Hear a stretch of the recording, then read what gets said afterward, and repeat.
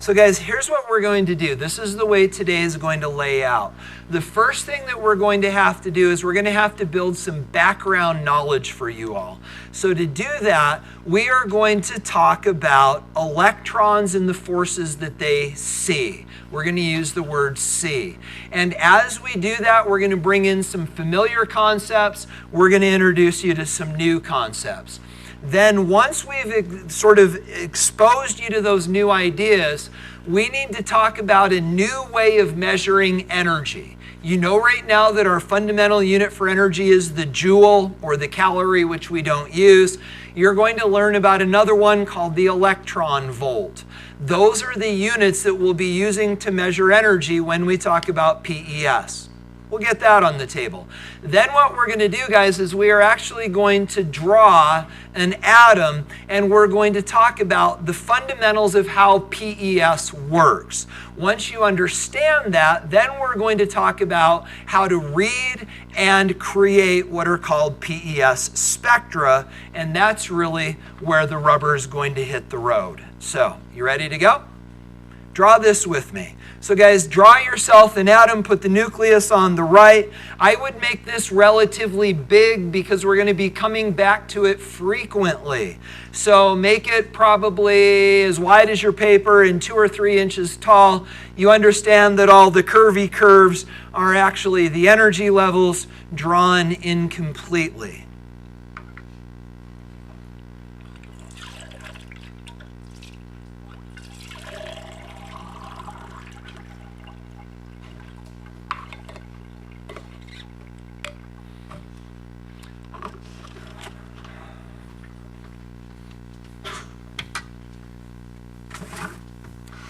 Did y'all get it? Okay, so guys, let's sort of label the pieces and parts, and then let's talk about this, how this all fits together. So obviously that circle is the nucleus. Now guys, what I'm going to suggest is for you, everything that comes up here, you should put down here, but leave a couple lines of blank space. So did you leave a little space up here, up above? Yeah, a couple lines. That's fine, 2 is fine. So leave yourself a little bit of space up here, and then guys, leave yourself like a 2 or 3 line buffer down here, and then everything that we put up here, you might want to put down there. Okay, so guys, let's sort of talk about where we are right now. Don't write any of this down yet, but let's talk. So guys, obviously this is the nucleus. What do the lines represent? The energy levels, and we number those energy levels with which values? N. N is 1, 2, 3, 4, 5, 6, 7. That is enough to house all of the electrons that we need for all the electrons on our periodic table. So they go 1 through 7. But do they stop there? No. These energy levels keep going up and up and up and up and up until we get to which energy level? Energy level theoretically infinity. At energy level infinity, what is the energy of that energy level? 0. And what does that tell you? That the electron is no longer attached to the nucleus. There's no longer an attraction. When that's the case, what did this atom just become? An ion, a cation specifically, and that electron is gone. Now guys, say that I'm an electron in energy level number 1. How much energy do you have to add to me to get me all the way over here? Ionization energy, that's the amount of energy that it takes to remove an atom from the nucleus. Are you good with all of that? Okay, so guys, with all of that said, I would encourage you to not write down things on your atom, but certainly write down the notes. So guys, in order for you to take these concepts and transition them, and again, you're writing these things down below and leaving yourself a couple spaces to work in. So guys, what we need to do is we need to talk about all of the forces that an electron sees when it's within an atom.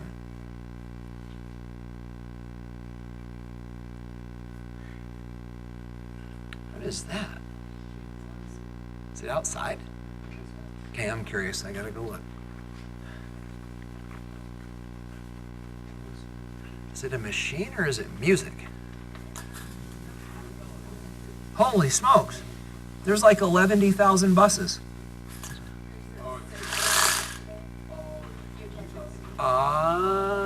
There you go. All right, it's not that cool. All right.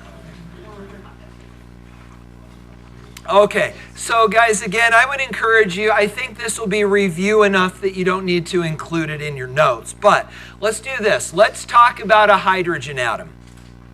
Again, please don't write this down. I think you're going to be fine, and we're going to want to leave this a little more pristine for when this really gets crazy.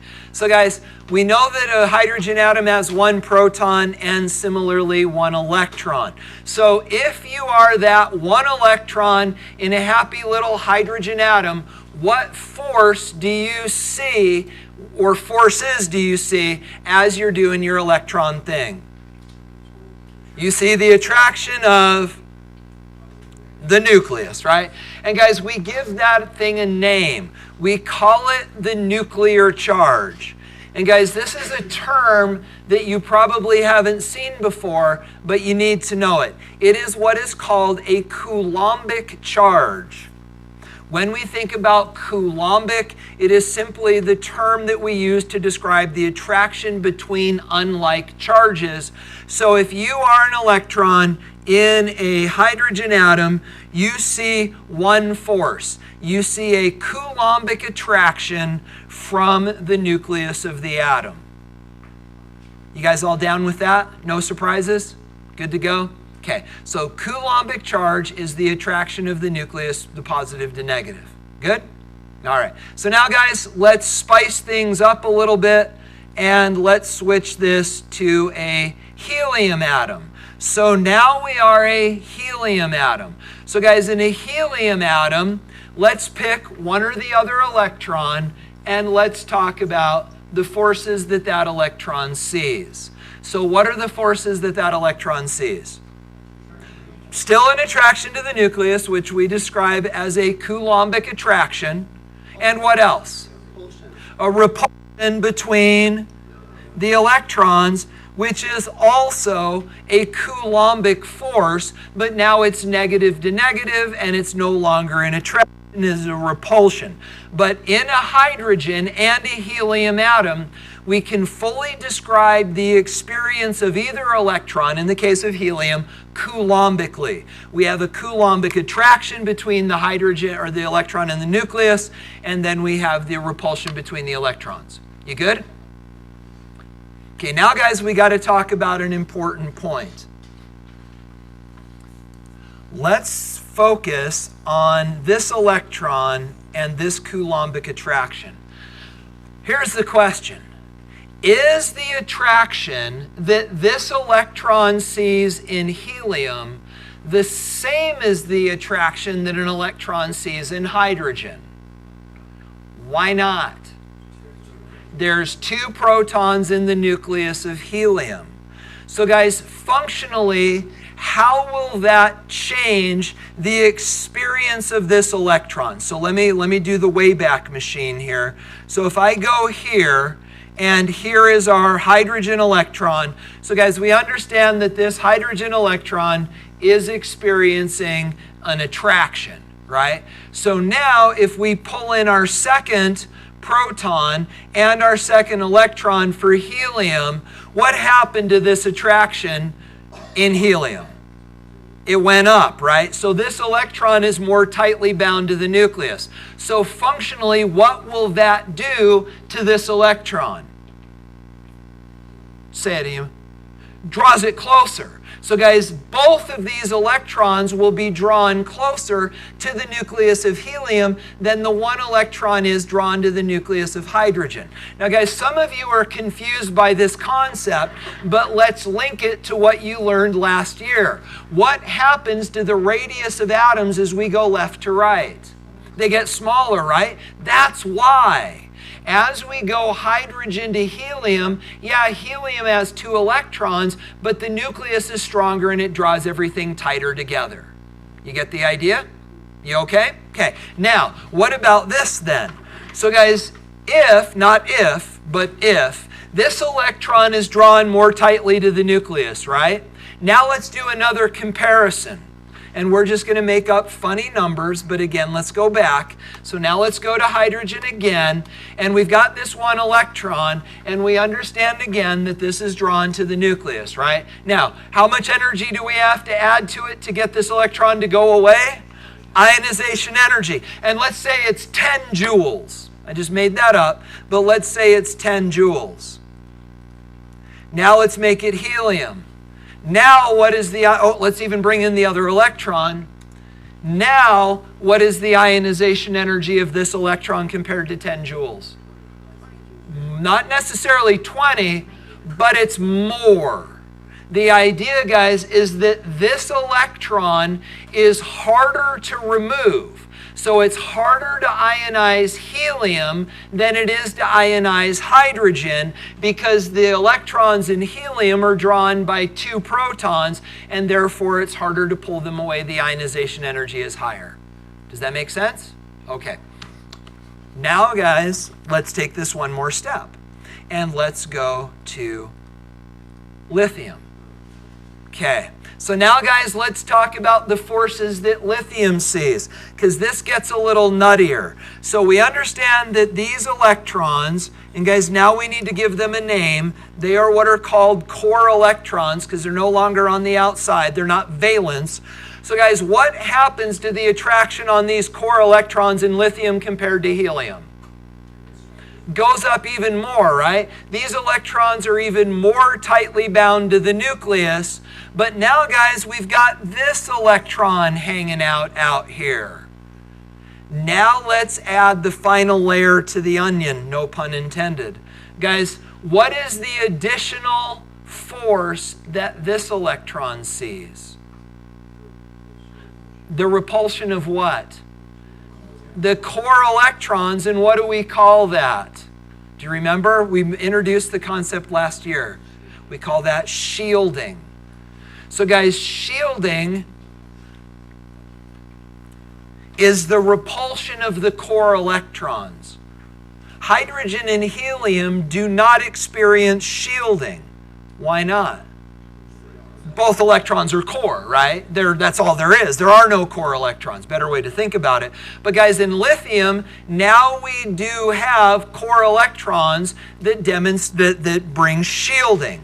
So now, guys, let's compare. What do we know about the pull of the nucleus on the core electrons compared to helium? Stronger, right?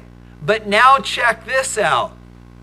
What do you suppose the ionization energy of lithium is compared to hydrogen or helium? So we said hydrogen was 10. What did we say helium was?